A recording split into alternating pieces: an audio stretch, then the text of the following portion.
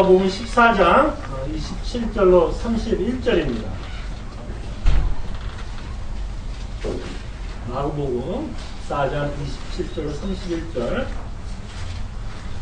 하나님의 말씀이 이러합니다. 예수께서 제자들에게 이르시되 너희가 다 나를 버리리라. 다시 한번 읽습니다.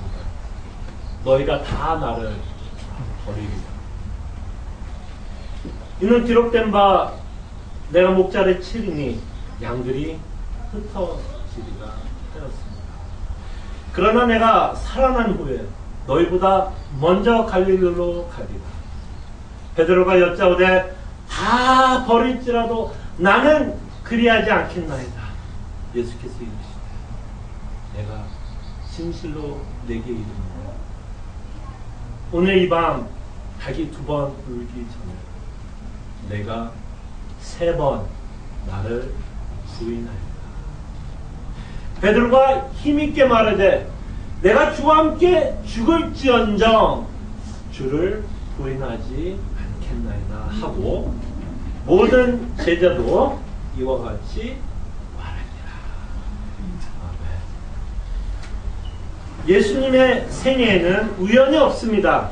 그에게 벌어지고 있는 모든 일은 사실 하나님의 계획대로 이루어지고 있고 예수님은 하나님의 계획한 대로 순종하며 하나님이 의도한 그 삶을 지금 살아내고 있습니다. 그렇죠? 우연이 없습니다. 예수님은 자신의 인생뿐만 아니라 자신의 앞날에 어떤 일이 일어날 것뿐만 아니라 자신이 십자가에 죽기 위해서 누군가 자신을 팔 것도 알고 계셨습니다. 읽진 않았지만 21절에 보면 인자는 자기에 대하여 기록된 대로 가거니와 인자를 파는 그 사람에게는 화가 있으리로다. 그 사람은 차라리 나지 아니했다라면 자기에게 좋을 뻔하였느니라.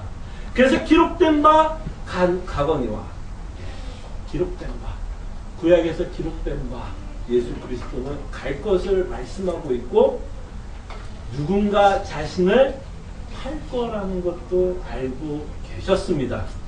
우린 누군지 알죠?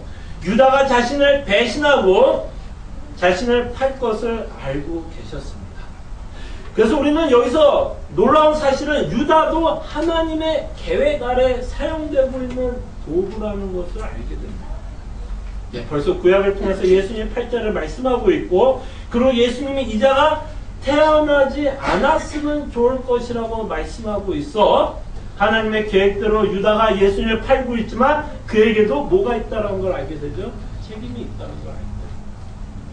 차라리 태어나지 않았더라면 좋았을 거예요. 무슨 얘기예요?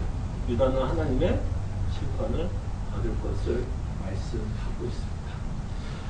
예수님은 자신의 생애가 어떻게 끝날 것도 알고 있었고 자신을 팔자 그리고 서기관과 대제사장에 의해서 로마에 팔려갈 것도 알고 있었습니다. 근데 오늘 본문을 통해서 그가 또 알고 있었던 것이 있었는데요. 제자들도 자신이 십자가를 짊어질 때 이들이 어떻게 나올 줄도 알고 계셨습니다. 정말 놀라운 것은 이 모든 일이 지금 바로 하나님의 계획 아래에서 진행되고 있다는 것을 놓치시지 마시길 바랍니다. 그래서 27절에 보니까 예수님이 제자들을 보면서 말씀합니다. 지금 최후의 만찬을 들고 있습니다. 예수님을 바라보면서 너희들이 다 나를 버리리라 하십니다. 다 나를 버리리라 하십니다. 그러면서 스가랴를 인용하는데요. 내가 목자를 치리니 양들이 흩어지니라 하였습니다. 그래서 양들이 흩어진다라고 하는 이 내용을 누구에게 적용하냐면 제자들에게 적용합니다. 너희들이 흩어진다 말씀합니다. 근데 스가랴를 인용하고 있는 이 내용을 우리가 먼저 보아야 될 건 뭐예요? 하나님이 먼저 뭘 할 거를 말씀하십니다. 목자를 칠 거라는 얘기죠. 목자를 칠 거라 말씀합니다. 우리는 이 목자가 누군지를 압니다. 예수님도 누누이 자신을 선한 목자라고 비유하면서 말씀하고 있는 것을 요한복음을 통해서 압니다.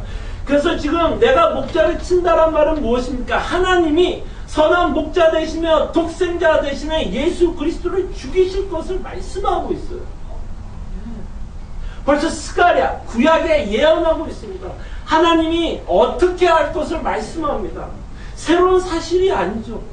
스가랴에 있는 내용도 사실은 하나님의 계획하신 일이었고 이 내용은 벌써 아담에게 말씀하고 있었어요. 아담이 하나님 앞에 범죄를 하고 있을 때 하나님이 아담에게 약속을 합니다. 소위 말하는 원시복음이라고도 우리가 부르는데요. 이 원시복음, 내가 무엇을 너에게 약속을 하는데요. 여자의 후손은 내 머리를 상하게 할 것이요 너는 그의 발꿈치를 상하게 할 것이나 하시고, 여자의 후손, 여자를 통해서 어떤 후손, 아들이 태어날 건데요. 이 아들은 너의 머리를 상하게 할 거라 말씀하십니다. 십자가를 두고 염두에 두고 말씀하는 걸 알게 되죠. 근데 너는 뱀이 그의 발꿈치를 상하게 할 것이라 말합니다. 이 여자의 후손에게 어떤 아픔이 주어질 거랍니다. 어떤 아픔이 있을 것을 하나님이 벌써 아담에게 말씀합니다. 바로 너는 그의 발꿈치를 상하게 한다라는 이 내용이 이제 점점 구약을 통해서 우리에게 더욱더 명확하게 나타납니다. 그래서 스가랴에서 우리가 그 명확한 내용을 보게 되죠. 내가 목자를 친다. 그 다음에 더욱더 명확하게 나타나는 내용이 어디냐면 이사야서 53장을 통해 고난받고 있는 종을 저희들에게 소개합니다. 이 고난받는 종은 멸시를 받을 걸 말씀합니다. 어떤 아픔을 당할 것을 우리한테 보여주는데 멸시를 받을 것이고 버림을 받을 것이고 찔림을 받을 것이고 형벌을 받을 것을 말씀합니다. 바로 그 여자의 후손 이의 발꿈치가 어떻게 상할 것을 하나님은 이사야서 53장을 통해 더욱더 명확하게 보여주고 있고, 이 이사야서 53장은 바로 예수님의 인생을 저희들에게 보여준다라는 것입니다. 근데 예수님이 이런 말을 해요. 하나님이 이제 목자를 칠 텐데, 내가 곧 죽을 텐데, 내가 죽게 되면 너희들이 다 흩어질 거라고 말씀합니다. 여러분 한번 생각해 보시기 바랍니다. 너무나 당연한 이야기를 사실 예수님이 하고 있어요. 지금 목자가 죽었는데 당연히 양이 흩어지는 건 너무나 당연한 거 아니에요. 양이야말로 목자를 따라가는 동물인데 그 목자가 죽었으니 당연히 그 양들이 흩어지고 우왕좌왕하는 건 사실 놀라운 일이 아닙니다. 당연한 얘기를 예수님이 하고 있어요. 근데 여기서 재미난 사실은 예수님이 구체적으로 너희들이 언제 흩어질 것과 어떻게 흩어질 것을 말씀합니다. 언제 흩어진다고요? 바로 오늘. 바로 오늘 이 밤.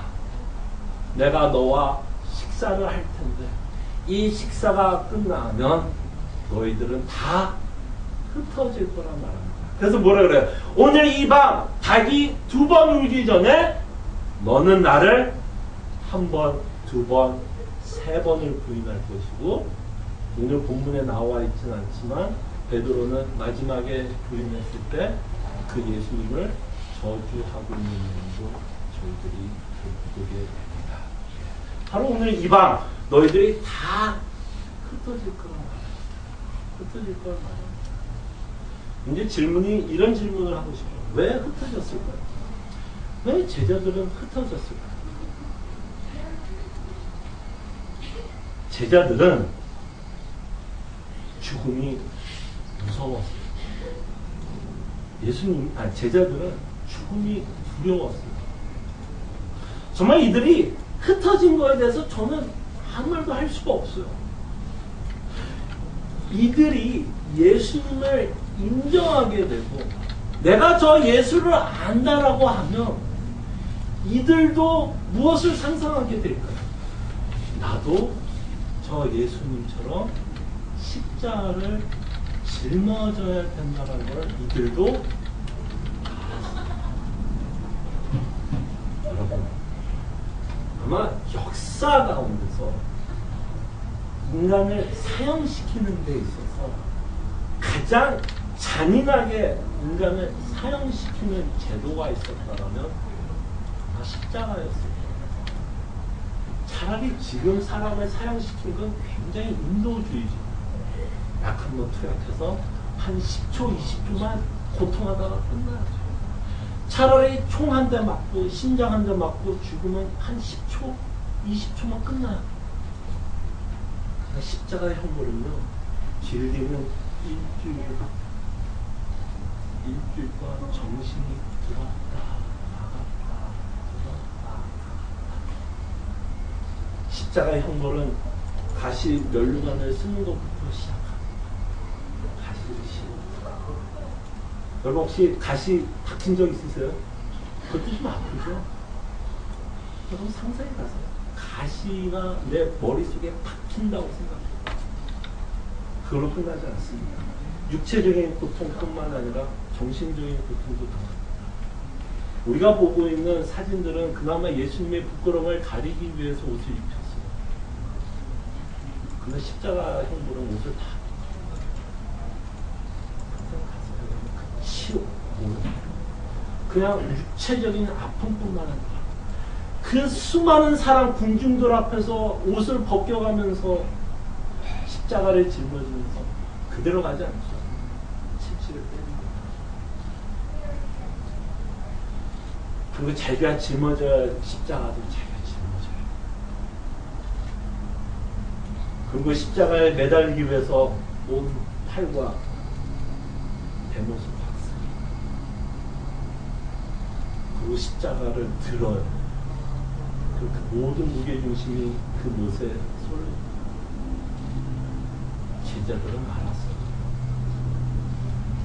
우리 중에 혹시 제자들이 겁이 나서 도망갔다라고 손가락질하는 사람들이 있다면 우리는 그 십자가가 주는 그 형벌이 얼마나 무서운지를 모르기 때문에 제자들을 욕하는 겁니다.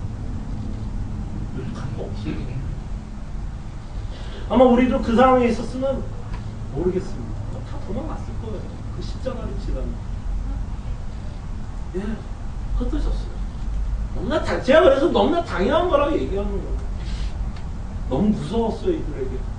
그들이 감당할 수 있는 십자가가 아니었어요. 너무 겁이 났어요. 근데 그 제자들이 흩어지는 것과, 그러니까 예수님, 제자들이 흩어지면서 그 십자가를 바라보면서 두려워하고 있는 것과 예수님이 십자가를 짊어지고 가고 계신 것이 굉장히 큰 대조를 이루고 있는 것을 보게 됩니다. 예수님도 자신이 짊어져야 할 십자가를 바라보면서 굉장히 두려워했어요.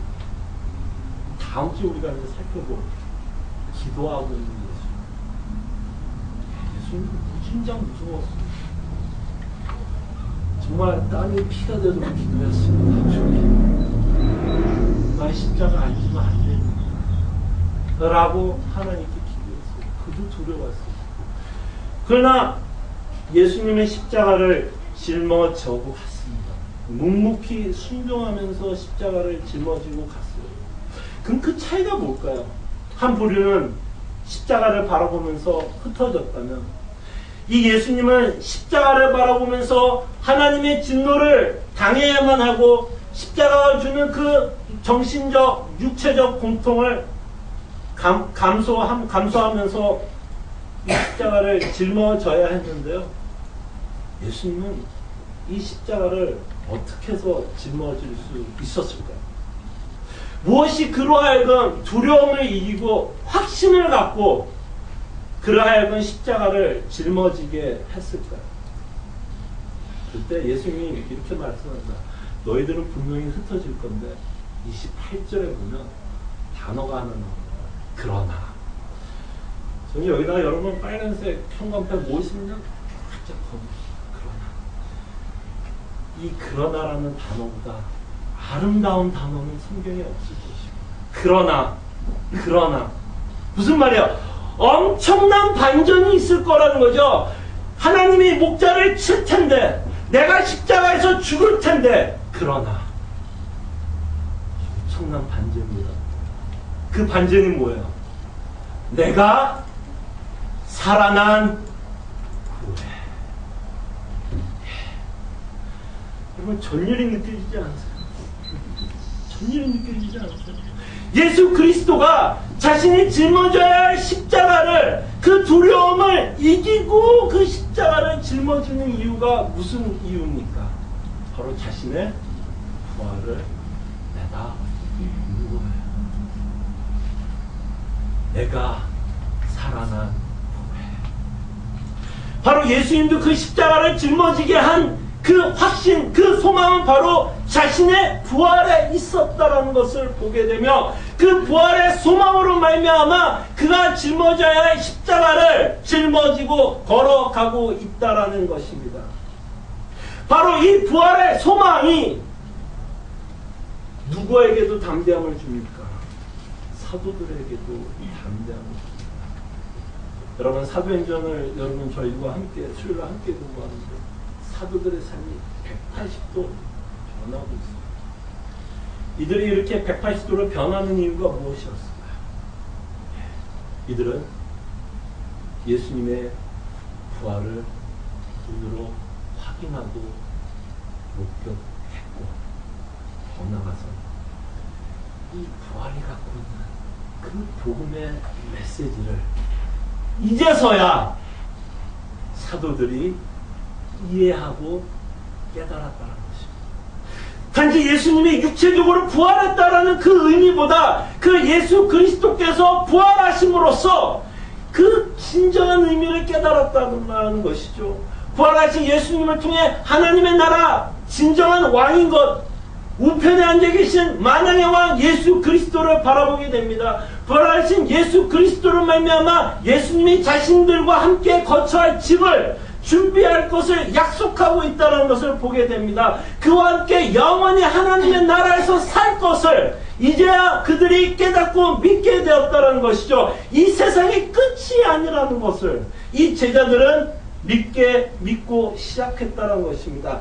더 이상 이 땅에 살 소망이 아닌 하나님의 나라에 살 소망을 갖고 이 땅에 살아감으로써 이들은 자신이 받고 있는 핍박 가운데서도 담대해질 수 있다는 것입니다. 우리도 이 땅에 살아가면서 얼마나 담대함이 필요합니까? 예, 육체적인 핍박은 없는 거 알아요. 누가 총칼 갖다 대면서 예수님을 부인하라는 자 없습니다. 그러나 우리는 우리가 만든 우상 때문에 얼마나 두려운 인생을 살아갑니까? 돈 있으면 너무 좋고, 돈 없으면 무서워요. 무섭죠?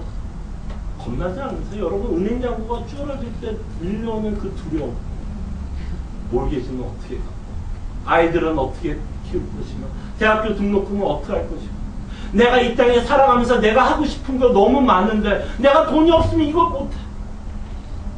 거기에서 오는 엄청난 두려움, 사람들로부터 멸시를 받을 거에 대한 두려움, 있을 때는 사람들이 붙건만, 사업이 안 되는 사람들이 하나둘씩 떠나가고 있는 모습, 그 두려움.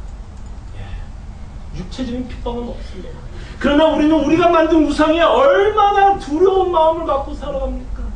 그래서 우리는 돈을 벌기 위해서 우리 양심도 팔 때도 있고, 우리는 돈을 벌기 위해서 뻔히 예수님이 원하지 않는 그 방법으로도 돈을 벌 때가 있습니다.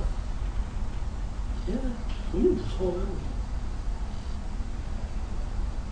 그래서 복음에 합당한 삶을 살아라고 예수님은 말씀하고 있지만, 돈 앞에 우리가 두려워하고 벌벌 떨고 있는 우리의 모습을 보고, 그리스도의 부활의 소망을 우리에게 말합니다. 우리가 잃어봐야 돈이고, 우리가 잃어봐야 목숨밖에 없다는 거예요. 어려운 문제일수록 저는 가볍게 말하겠습니다. 어려운 문제일수록 여러분에게 쉽게 얘기할게요. 우리가 이 땅에서 잃을 건 돈밖에 없어요. 그리고 자존심 조금 상하는 것밖에 없어요. 사람들이 조금 여러분 무시하는 것밖에 없어요. 목숨밖에 있는 거 없습니다. 그런데 이 부활의 소망은 여러분이 더 많은 걸 얻을 거예요. 더 많은 걸 얻을 거예요. 여러분들이 느끼는 이 땅의 행복, 기쁨, 그것보다 더 큰 행복과 기쁨을 하나님이 약속한 나라입니다.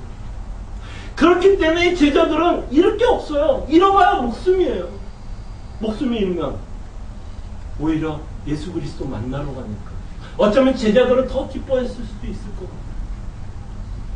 바로 이 부활의 소망 때문에 뭐예요? 표현아, 배째라는 거죠.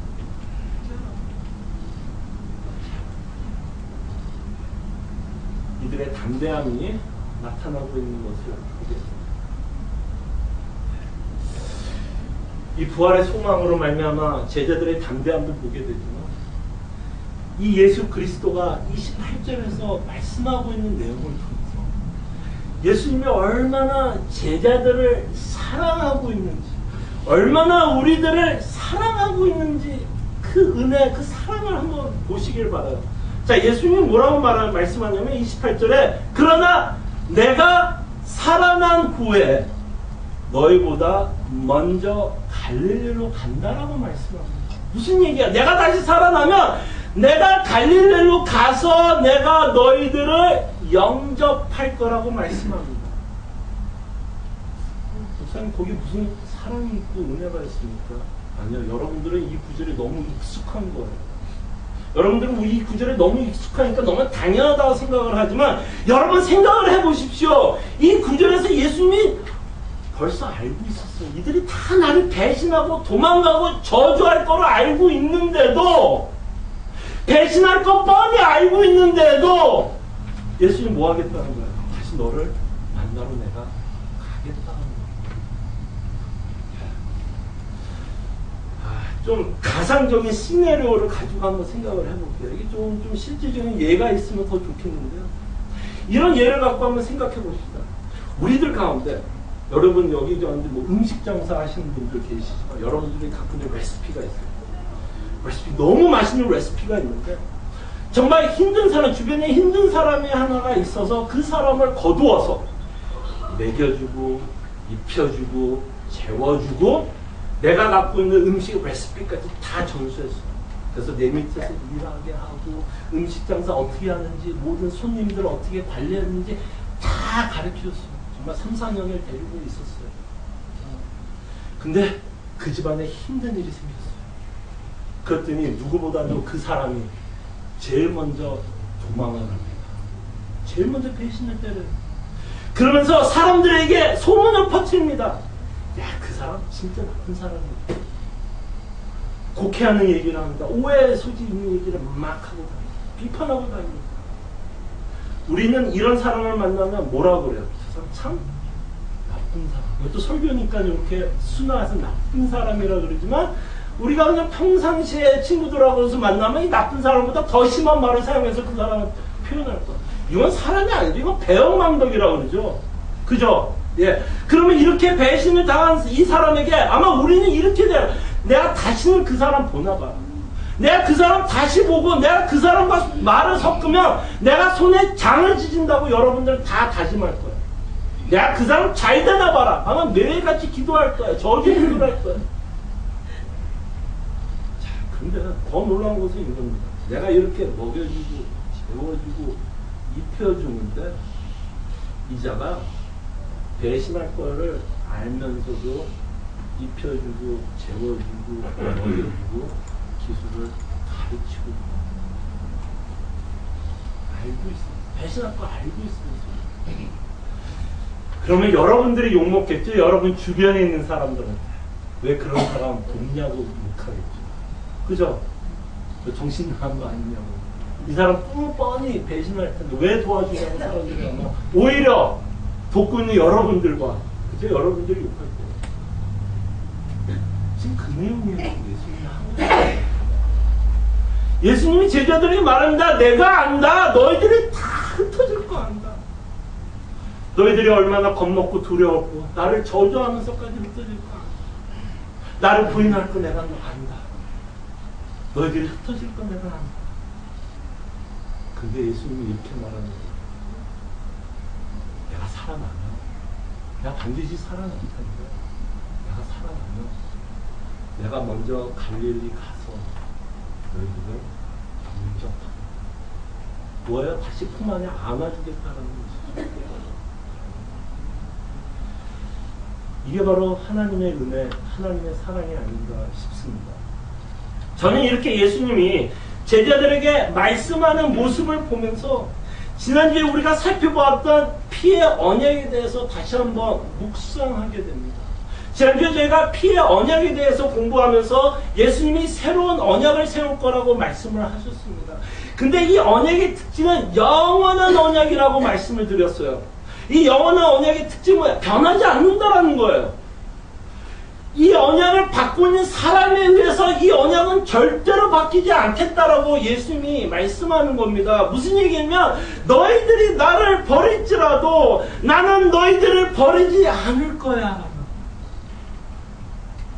바로 이것을 예수님이 저희들에게 약속합니다.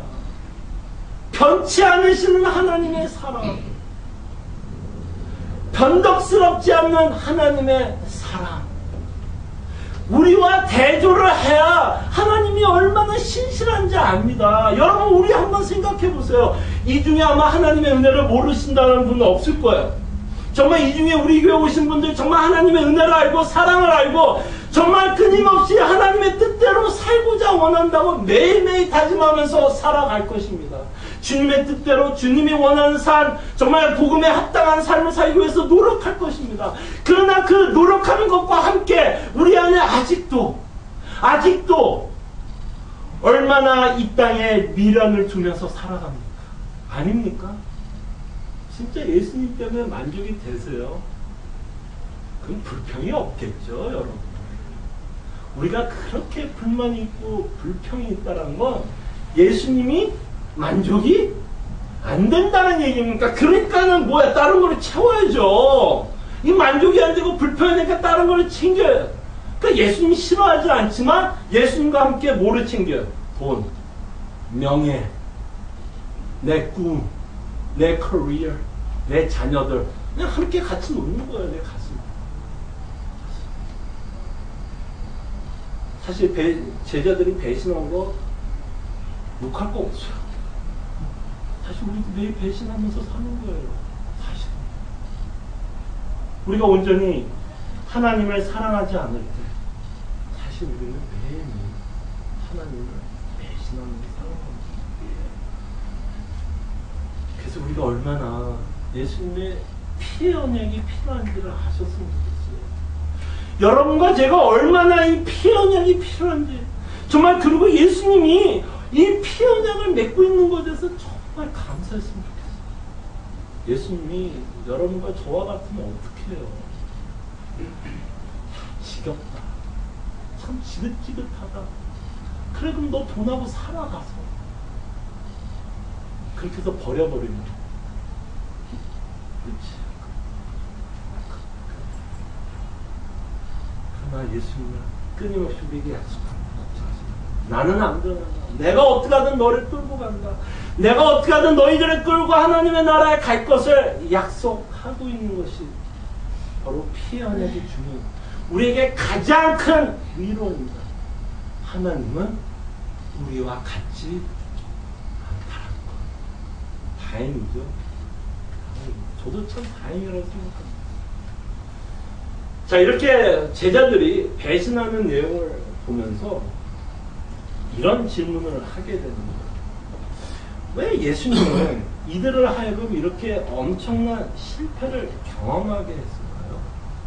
아니, 베드로가 그렇게 자신만만하게 나는 당신을 버리지 않을 거라고 이렇게 선포하고 있는데도 하나님은 이들이 실패를 맛보게 합니다. 그죠? 맛보게 합니다. 왜 그럴까요? 왜 굳이 이 제자들이 실패를 맛보게 하나님은 이들을 그대로 내버려 두었을까요? 여러 가지 이유가 있겠지만 한 가지를 생각해 보면 이들은 온전히 예수 그리스도의 복음만을 전했어야 했기 때문입니다. 만약에 이들이 이런 실패를 경험하지 않고 예수 그리스도와 함께 십자가를 짊어지고 갔더라면 이들은 예수 그리스도의 복음을 전하는 게 아니라 자신이 얼마나 담대했는지를 전했을 거예요. 자신이 얼마나 의로운지를 전했을 거예요. 자신이 얼마나 잘났는지를 전했을 거예요. 그러나 그가 죽음 앞에서 무서워하고 떨고 두려워하고 도망가는 모습, 자신의 연약한 모습, 나약한 모습을 통해 자신에 대해서는 별로 할 이야기가 없다는 거예요. 뭐 자랑할 게 있어요. 저주까지 하고 도망을 가는 거. 그 자기에 대해서 할 말이 없어요. 자기에 대해서 자랑할 게 없어요. 자기에 대해서 자랑할 게 없으니 오로지 나 같은 죄인 살리신 예수 그리스도만을, 내가 그렇게 부인하고 예수님을 저주하면서 떠나갔는데도 그 갈릴리에 먼저 가셔서 자신을 영접했던 그 예수 그리스도만을 이들은 전할 수밖에 없었어요.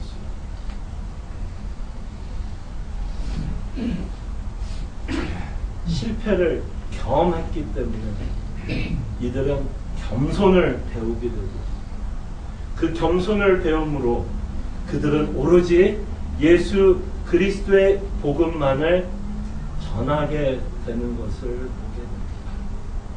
근데 흥미로운 건 이 사도들이 다 약점을 갖고 있었다는 거예요. 여러분들이 잘 알고 있는 사도 바울, 이는 잘할 게 없었어요. 왜? 교회를 핍박한 자, 언제나 그 뭐랄까 낙인이 찍힌 사람이에요. 어떤 낙인? 교회를 핍박한 자, 성도를 죽인 자.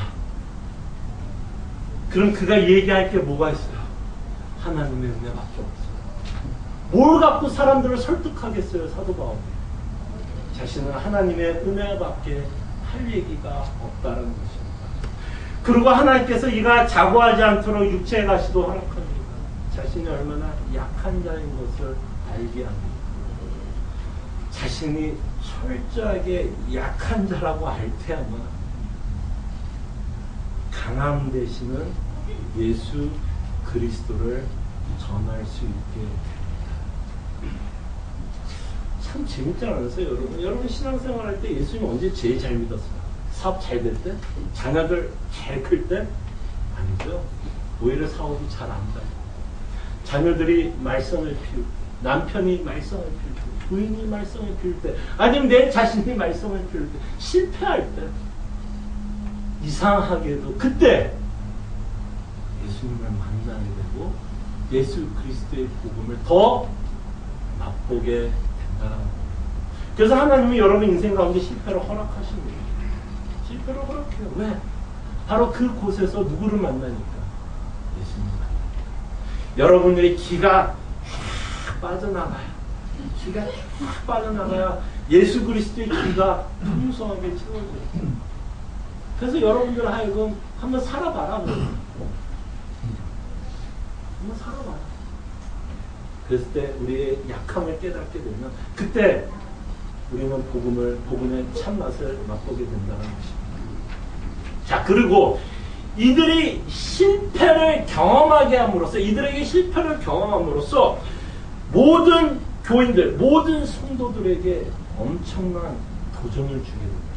이들의 실패를 통해서 모든 성도들에게 도전을 줍니다. 어떤 도전을 주냐면 before and after를 보여줍니다. 사도들이 예수 그리스도의 부활을 목격하기 전과 그 부활의 참다운 뜻의 의미를 깨닫지 못했을 때는 이들은 두려워했어요. 겁이 났어요. 이럴 거에 대해서 겁을 냈어요. 그런데 뭐가 달라졌어요? 그리스도의 부활을 목격하고 그 그리스도의 부활의 의미를 깨닫고 나서부터 뭐가 생기는 거예요? 담대함이 생기더라고요. 그럼 그 담대함이 스스로 만들어낸 거예요? 그 담대함은 어디에서 나타나 보이는 거예요? 바로 그들이 믿고 있는 복음을 통해서. 그들이 믿고 있는 복음을 통해서. 그래서 하나님의 백성들에게 이 사건을 남겨둔 이유는 복음의 위력, 하나님의 능력, 우리를 구원하는 그 하나님의 능력이 얼마나 대단한지를 보여주고 싶은 거예요. 당연히 겁나죠. 죽음 앞에서 어떤 사람이 겁이 안 날 수가 있어요. 그러나 우리가 겁이 나지만 그 겁나는 가운데서도 담대할 수 있는 이유가 뭐라는 거예요? 바로 그 부활의 소망을 깨달을 때 우리는 우리의 인생에 대해서 담대해질 수 있다는 것을 이 사도들의 변하고 있는 모습을 통해서 저희들에게 가르쳐 주고 있다는 것입니다. 오히려 여러분들이 실패했던 그 자리에서 무엇을 만끽하게 되냐면 하나님의 복음의 능력을 만끽하게 됩니다. 여러분들이 실패하고 잃어버리는 것을 통해 그 문제가 해결됨으로써 하나님의 놀라운 은혜를 맛보는 게 아니라 그 실패했던 그 자리, 잃어버렸던 그 자리를 통해 무엇이 여러분들에게 위로를 주고 있는 걸 맛보게 되면 그때야말로 복음이 주는 위로를 맛보는 거예요. 그래서 사도 바울은 뭐라고 고백을 하는 거예요? 나는 자족한다라는 고백이 나옵니다. 문제가 해결되어서 자족하는 게 아니라 바로 그 그리스도가 주는 위로, 그리스도의 부활이 주는 소망으로 말미암아 이들은 자족한다라는 것을 고백하고 있는 것을 보게 됩니다. 여러분 사는 것이 힘듭니까? 힘드세요? 아유 젊은 목사 참 연세 드신 분들 앞에서 이런 걸 물어보는 것도 참 쑥스럽습니다. 힘들 거예요. 많지 않죠 사는 게. 누가 어저께 새벽기도에 이런 얘기 하더라고요. 계획한 대로 되는 게 없다라고 누가 고백하더라고요. 계획한 대로 잘 안 돼요. 되면 교만해져요. 안 되어서 겸손해서 하나님 믿는 게 훨씬 더 큰 복이라고 정말 여러분 지금 실패를 경험하고 있습니다. 그래서 마음이 너무 아파요. 그때 그 자리가 바로 예수 그리스도를 만나는 자리입니다. 박차고 버리지 마세요. 그 실패를. 오히려 그 실패 가운데 예수 그리스도를 만나며 그 부활이 여러분에게 얼마나 큰 소망을 주고 있다는 것을 그 아픔 가운데 맛보시기를 기도합니다. 함께 한